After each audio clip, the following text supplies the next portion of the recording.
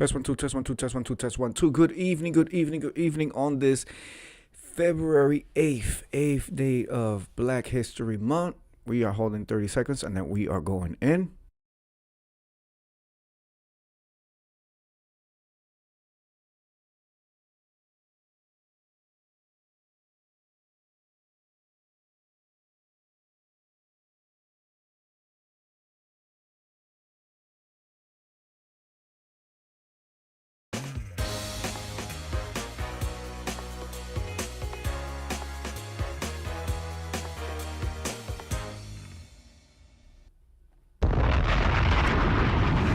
Test one, two, test one, two, test one, two.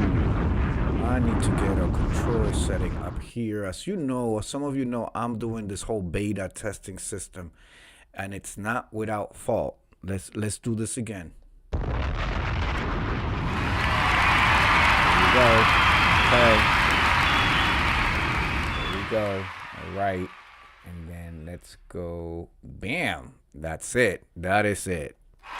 All right, ladies and gentlemen, I hope you are doing well. I hope you are staying warm. It was like 13 degrees here today. Felt like it was 13 degrees with the wind factor. It was feeling like -3. So there goes that. I know a lot of people are by their TVs awaiting the Super Bowl halftime show. But I said, let me come through and let's do our tonight's profile. Tonight we are talking about Richard Allen. Richard Allen. And I'm going to be reading an essay that was written about him in the Landscape magazine. Richard Allen, preacher, abolitionist, former slave, educator, born in 1760 and departed in 1831. The quote for the article is, "Because God doesn't segregate, but humans do." A February 20, 1898 sermon by Reverend John Palmer on Richard Allen's place in African American history reads, "Its true greatness consists in that self-sacrifice, heroism, and devotion which makes a man insensible and indifferent to his own personal welfare, interests, comfort, and advantages, and to deny himself of all for the sake of others and for the elevation and advancement of others without a single promise of reward. We say, if these constitute greatness, then Richard Allen, the first bishop of the AME Church, was great."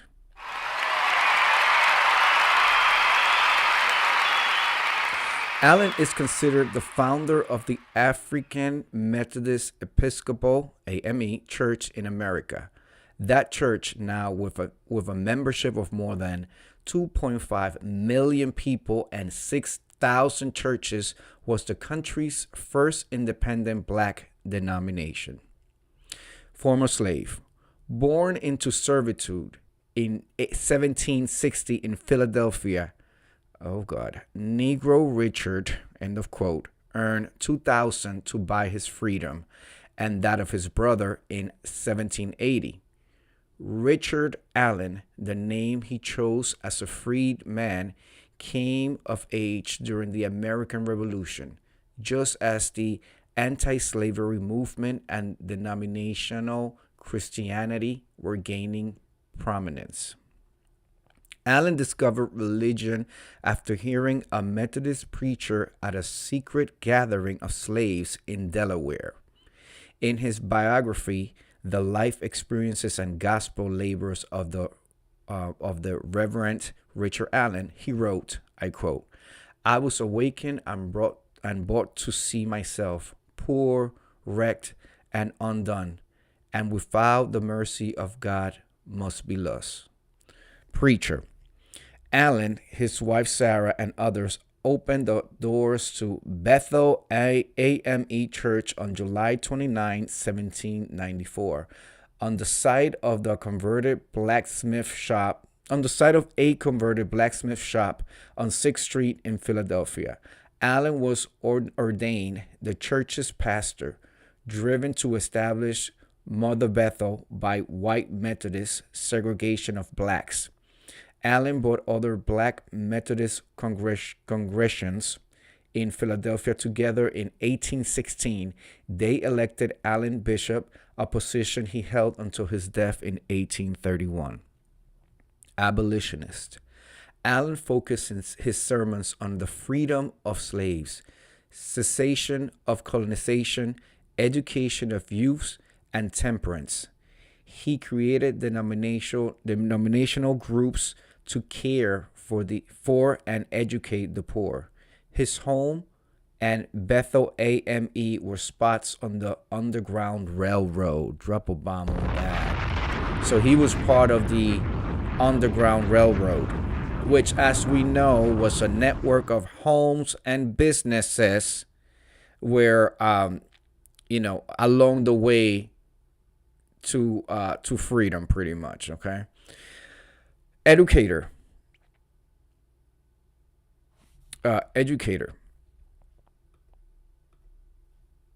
Recognizing that former slaves and freedmen needed education, he opened a day school for black children and a night school for adults. Allen published articles in Freedom's Journal attacking slavery, colonialism, and organizations that advocated the migration of blacks back to Africa. Oh my gosh.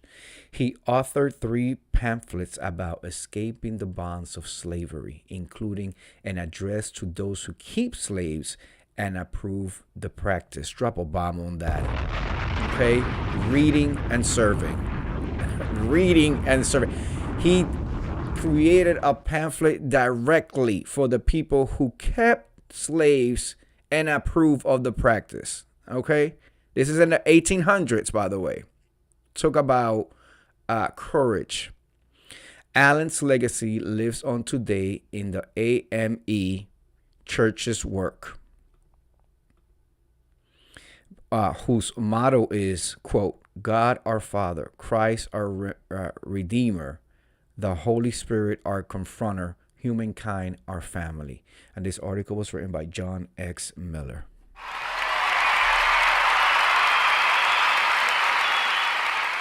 I had not learned about Mr. Allen ever. This is the first time I came across Mr. Allen. Did not know. And I study some of this stuff very deeply in college. I actually took a whole course. But this is the first time I come across his name and who he is. Certainly did a lot for the movement.